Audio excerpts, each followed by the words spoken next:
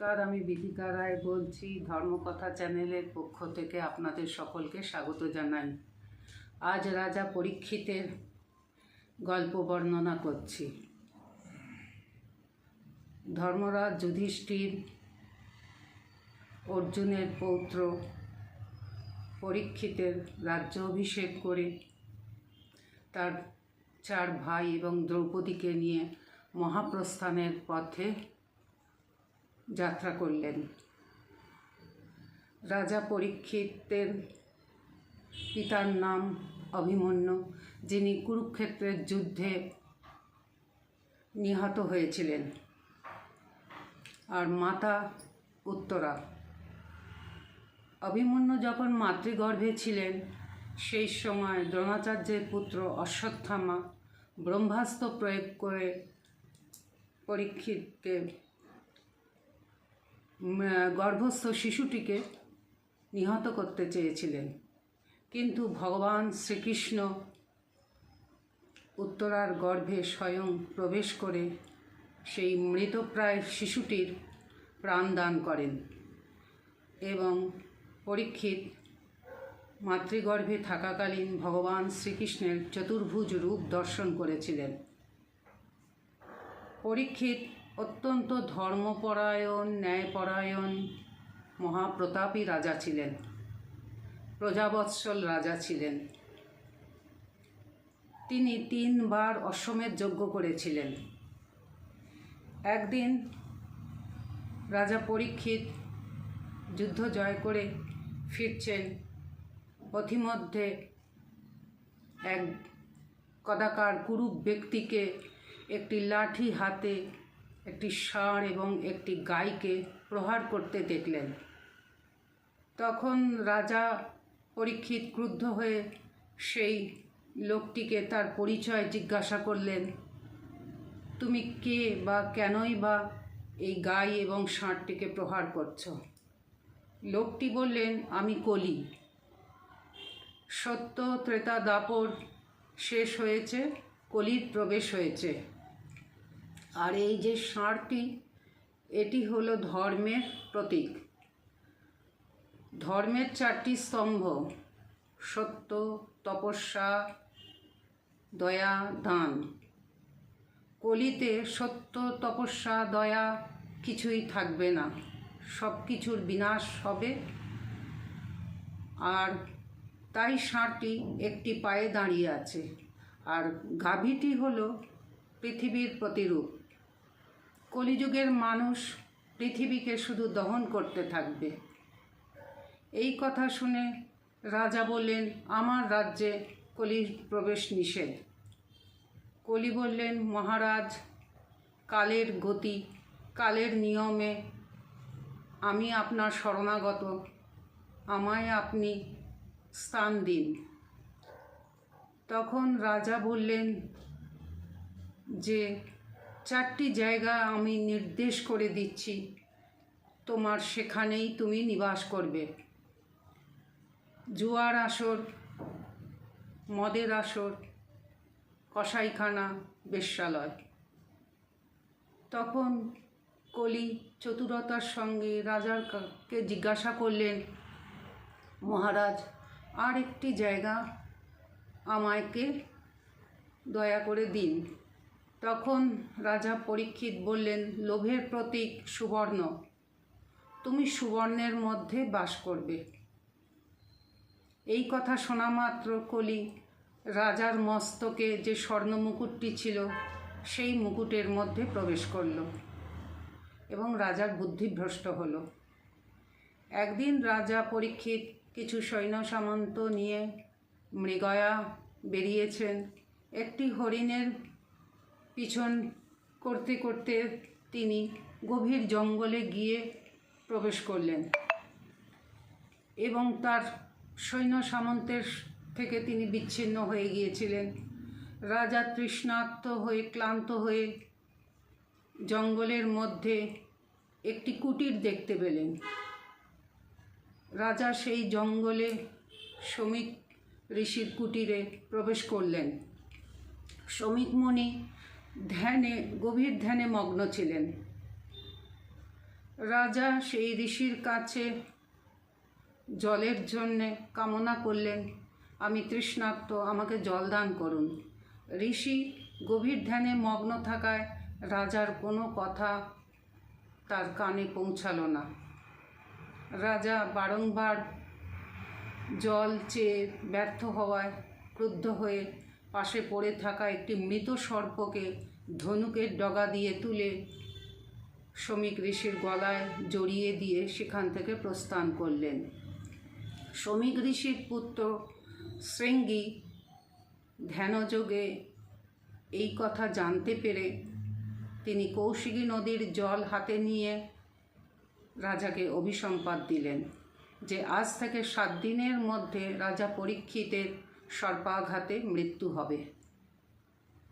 এই অভিশাপের কথা সারা রাজ্যে রটনা হয়ে গেল। তখন রাজার প্রহরীরা রাজাকে সুরক্ষিত স্থানে রাখার ব্যবস্থা করলেন। ব্রাহ্মণ আর মুনি ঋষি ছাড়া সেই গৃহে আর কেউ প্রবেশ করতে পারবে না। এবং মৃত্যু নিশ্চিত জেনে রাজা আহার নিদ্রা ত্যাগ করে ভগবান শ্রীহরির চিন্তায় নিমগ্ন হলেন। ব্যাসপুত্র সুখদেব গোস্বামী তিনি 60,000 মুনি ঋষি নিয়ে রাজগৃহে উপস্থিত হয়ে রাজাকে ভাগবত এবং পুরাণের শ্রী হরি লীলা শ্রবণ করাতে লাগলেন। 7 দিন ব্যাপী ভাগবত পুরাণ শ্রবণ করার পর রাজার জন্ম মৃত্যুর প্রকৃত সত্য উপলব্ধি করলেন এবং তার মৃত্যু ভয় দূর হলো।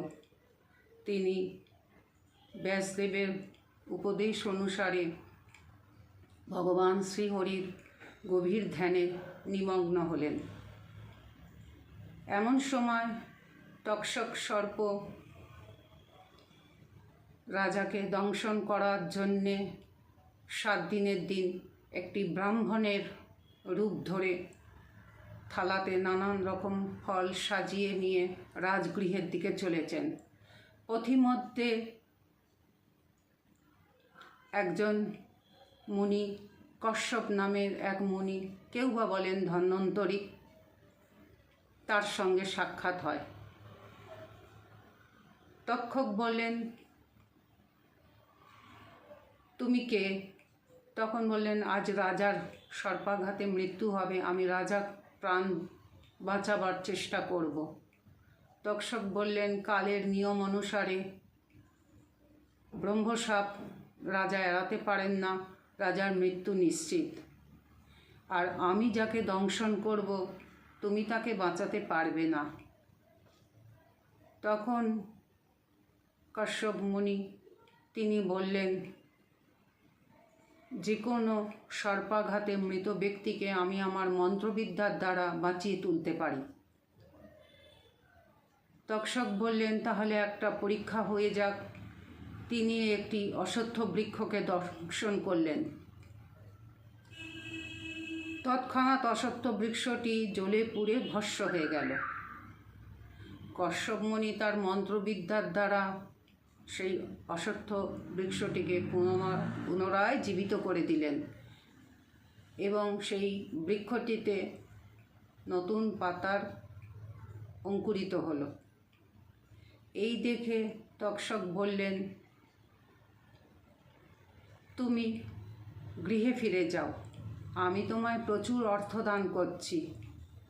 রাজার সর্পাঘাতে মৃত্যু নিশ্চিত, তুমি রাজাকে বাঁচাতে পারবে না, তুমি গৃহে ফিরে যাও, আমি তোমায় অর্থ দান করছি।